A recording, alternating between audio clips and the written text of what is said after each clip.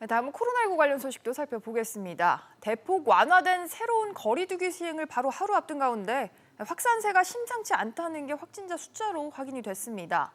2달여 만에 가장 많은 800명에 육박을 했는데 특히 수도권을 중심으로 집단 감염이 속출하는 상황입니다. 손석우 기자. 네, 손석우입니다.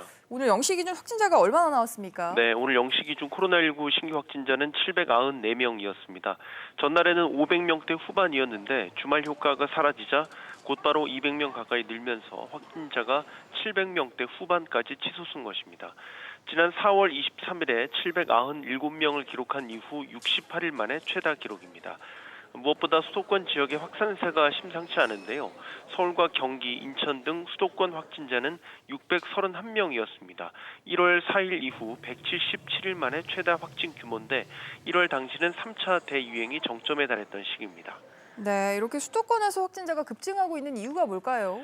최근 집단 감염 사례가 수도권에서 집중적으로 발생하고 있기 때문입니다. 우선 경기 지역 영어학원 원어민 강사 모임에서 시작된 집단 감염은 서울 마포구 음식점으로 확산되면서 어제까지 162명으로 늘었습니다. 이 집단 감염 사례와 관련해서 어제 방역 당국은 안전재난 문자를 통해서 서울 홍대 일대 클럽과 펍 등을 방문한 사람들에게 코로나 검사를 받을 것을 권고해 확진자는 더 늘어날 것으로 보입니다. 이 밖에도 기숙학원과 동호회 모임, 가족 여행 등 수도권에서 발생한 집단 감염 사례가 다수 보고된 상태입니다. 하필이면 또 이렇게 방역 조치를 완화하는 시기에 확진자가 다시 급증하는 상황이어서요.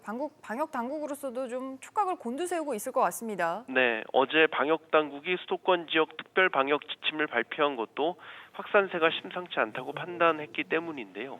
당국은 현재 확산세가 엄중한 상황이라고 진단하며 당분간 회식과 모임 등을 자제하고 방역 수칙을 철저히 지켜줄 것을 촉구했습니다. 아울러 내일부터 완화된 거리두기 지침을 시행하지만 확진자 규모가 증가하는 등 상황이 엄중해질 경우엔 신속하게 거리두기 단계를 다시 조정할 것이라고 강조했습니다. SBS 비즈 손석우입니다.